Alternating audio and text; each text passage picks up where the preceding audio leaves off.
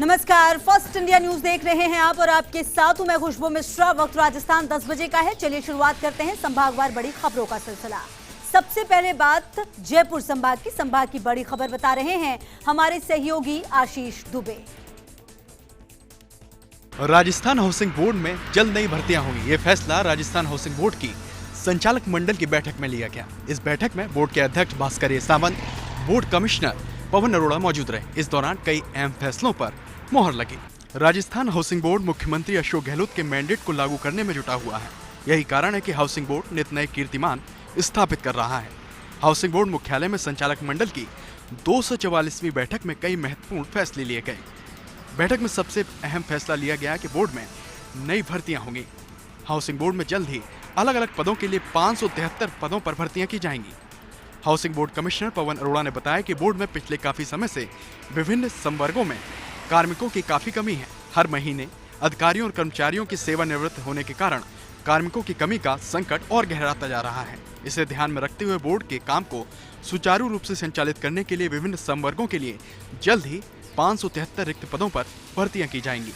Board की बैठक में एक और अहम फैसला लिया गया है, जिसके मुताबिक जल्द ही जमीन के पट्टे से जुड़े वाले मामलों को लेकर एक समिति इसका परीक्षण करेगी और जो कि बोर्ड को बताएगी कौन सी जमीन बोर्ड के लिए उपयोगी है और कौन सी नहीं, जिसके आधार पर बोर्ड जल्द सरकार को एक रिपोर्ट भेजेगा, जिसके बाद जमीन का अधिग्रहण किया जाएगा।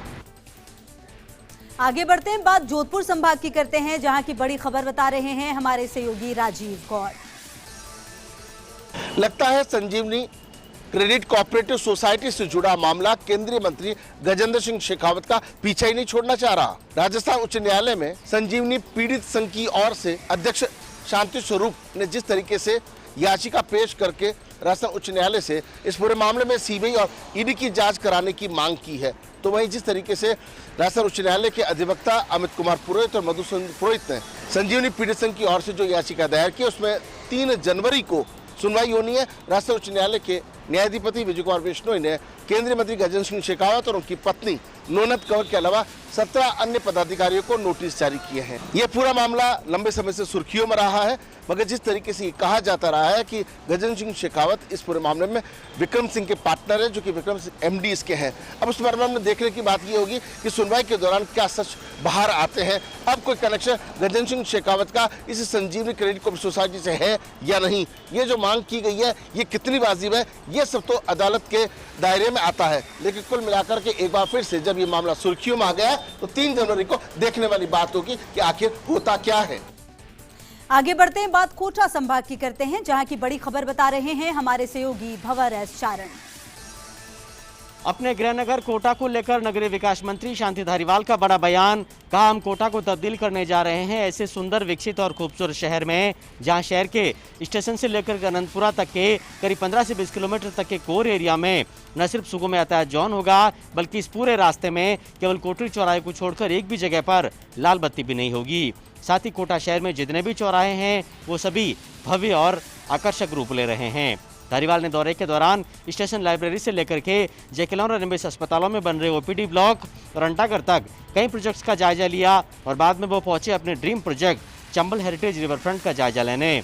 करीब 700 करोड़ की लागत से बन रहे इस प्रोजेक्ट का उन्होंने ओपन जीप में सवार होकर के आर्किटेक्ट अनूप भरतरिया और यूआईटी के इंजीनियर्स के साथ जायजा लिया और ये मिशन दिया कि हर हालत में 30 मार्च और 30 अप्रैल तक इस पूरे रिवर फ्रंट के पूर्वी और पश्चिमी किनारों के सुरक्षा दीवार को बनाने का सारा काम पूरा हो जाना चाहिए। बाद में उन्होंने फर्स्ट इंडिया से बात करते हुए दावा किया कि कोटा का ये ऐसा रिवर फ्रंट बनने जा रहा है जो कि साबरमती रिवर फ्रंट से भी बेहतर होगा और देश दुनिया से लोग इसे दूर दूर से देखने के लिए आएंगे।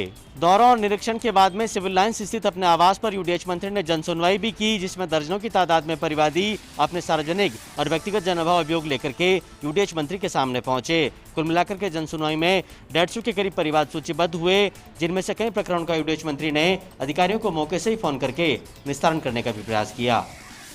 आगे बढ़ते हैं, बात अजमेर संभाग की करते हैं, जहां की बड़ी खबर बता रहे हैं हमारे सहयोगी कौशल जैन। प्रदेश के चिकित्सा मंत्री डॉक्टर रघु शर्मा और जिले के प्रभारी मंत्री लालचंद कटारिया ने आज भी दर्ज करवाई अजमेर संभाग में उपस्थिति। अजमेर और नागौर के अधिकारियों की ली बैठक, तो वहीं सरकार के 2 वर्ष पूर्ण होने पर सुशासन की गिनाई उपलब्धियां। प्रदेश की अशोक गहलोत सरकार के 2 वर्ष पूर्ण होने पर जन कल्याण के कार्यों सहित कोरोना के दौरान सरकार के कुशल प्रबंधन को लेकर आज अजमेर संभाग के दौरे पर रहे प्रदेश के चिकित्सा मंत्री डॉक्टर रघु शर्मा और जिले के प्रभारी मंत्री लालचंद कटारिया ने सरकार के कार्यों को सार्वजनिक किया। 2 वर्ष पूर्ण होने पर इस मौके पर दोनों ही मंत्रियों ने जिले के अधिकारियों की बैठक ली और जनहित व कल्याणकारी योजनाओं की क्रियान्विति की समीक्षा भी की। इस दौरान चिकित्सा मंत्री डॉक्टर शर्मा ने कहा कि सफल प्रबंधन के तहत प्रदेश में कोरोना से मौत की संख्या देश भर में सबसे कम रही, तो वहीं अस्पताल में लगातार हुए सफल उपचार ने हजारों लोगों का जीवन भी बचाया। प्रभारी मंत्री लालचंद कटारिया ने भी सरकार की उपलब्धियों को गिनाया। इस दौरान किसानों के आंदोलन को लेकर भी चिकित्सा मंत्री ने केंद्र की मोदी सरकार को जमकर हाथ हाथों लिया। सरकार के 2 वर्ष पूर्ण होने के मौके पर अजमेर संभाग के दौरे पर आए दोनों ही मंत्रियों ने जहां विकास को गति देने की बात कही, तो वहीं कोरोना के दौरान सरकार के सफल प्रबंधन पर देश विदेश में हुई तारीफ को साझा भी किया। आगे बढ़ते हैं, बात बीकानेर संभाग की करते हैं, जहां की बड़ी खबर बता रहे हैं हमारे सहयोगी लक्ष्मण राघव। कोरोना कंट्रोल के मामले में बीकानेर राजस्थान के बड़े शहरों में अब टॉप पर है। निश्चित तौर पर जिला कलेक्टर नमित मेहता की अगुवाई में टीम वर्क और एडवाइजरी के कठोरता से पालन के साथ साथ जन जागरूकता अभियान पर किए गए फोकस का ये परिणाम है। अब यहाँ पर 10 से 12 मरीज ही मिल रहे हैं। एक बारगी बीकानेर राजस्थान के टॉप शहरों में शुमार था, जहाँ पर नाइट कर्फ्यू भी लगाया गया था। हालांकि नाइट कर्फ्यू अभी भी जारी है। जिला कलेक्टर नमित मेहता ने फर्स्ट इंडिया न्यूज़ से बातचीत में कहा कि टीम वर्क और लोगों की जागरूकता के चलते ऐसा हो पाया है। अभी भी हमारा प्रयास यही रहेगा कि आम जन सावधानी बरते। नाइट कर्फ्यू को लेकर पूछे गए सवाल के जवाब में नमित मेहता ने कहा कि सरकार की गाइडलाइन है, लेकिन हम जनता की भावना समझ रहे हैं, उनकी मंशा सरकार तक पहुंचा रहे हैं और जल्द ही इसमें ढील पर भी विचार किया जाएगा। साथ ही जिला कलेक्टर नमित मेहता ने कहा कि विकास कार्यों पर अब फोकस है। 3 बड़ी सड़कों के प्रस्ताव भेजे गए हैं। 500 बीघा जमीन चिन्हित की गई है जिस पर वाटर रिजर्वायर बनेगा। इसके अलावा सौंदर्यीकरण के साथ साथ कुछ महत्वपूर्ण काम और किए जा रहे हैं। जो सर्किल्स हैं वहाँ पर रीडिंग कॉर्नर्स बनाए जा रहे हैं, एडवेंचर पार्क डेवलप किया जा रहा है। इन सब कार्यों के टेंडर कर दिए गए हैं। तो कुल मिलाकर कहा जा सकता है कि जैसे जैसे कोरोना से राहत मिल रही है, डिस्ट्रिक्ट एडमिनिस्ट्रेशन का फोकस है कि विकास कार्यों में गति लाई जाए। आगे बढ़ते हैं, बात उदयपुर संभाग की करते हैं, जहां की बड़ी खबर बता रहे हैं हमारे सहयोगी रवि शर्मा। कोविड गाइडलाइंस की पालना के साथ उदयपुर के मोहनलाल सुखाड़िया विश्वविद्यालय का 28वां दीक्षांत समारोह हुआ आयोजित। राज्यपाल कलराज मिश्र के अलावा रक्षा मंत्रालय में ब्रह्मोस परियोजना के प्रबंध निदेशक डॉक्टर सतीश कुमार मिश्र ने दिया दीक्षांत भाषण। मोहनलाल सुखाड़िया विश्वविद्यालय का 28वां दीक्षांत समारोह आज विवेकानंद ऑडिटोरियम में आयोजित हुआ। कोविड गाइडलाइन का पालन करते हुए ऑफलाइन माध्यम से दीक्षांत समारोह करने वाला सुखाड़िया विश्वविद्यालय प्रदेश का पहला शैक्षणिक संस्थान बना। इसमें राज्यपाल और कुलाधिपति साथ ही मुख्य वक्ता ऑनलाइन माध्यम से जुड़े। समारोह में 91 विद्यार्थियों को पीएचडी की वर्चुअल तरीके से उपाधि प्रदान की गई, जबकि सर्वोच्च अंक प्राप्त करने वाले 51 स्वर्ण पदक विजेता सभागार में उपस्थित थे, जिन्हें कुलपति ने गोल्ड मेडल प्रदान किए।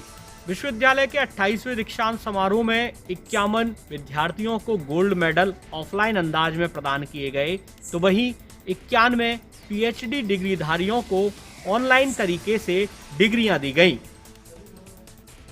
आगे बढ़ते हैं, बात भरतपुर संभाग की करते हैं, जहां की बड़ी खबर बता रहे हैं हमारे सहयोगी रवि कटारिया। राजस्थान राज्य बाल अधिकार संरक्षण आयोग की चेयरमैन संगीता बेनीवाल रही 2 दिवसीय भरतपुर दौरे पर। बाल संप्रेषण गृह, शिशु गृह और बालिका गृह का किया दौरा। दौरे के दौरान दिखी कई खामियां।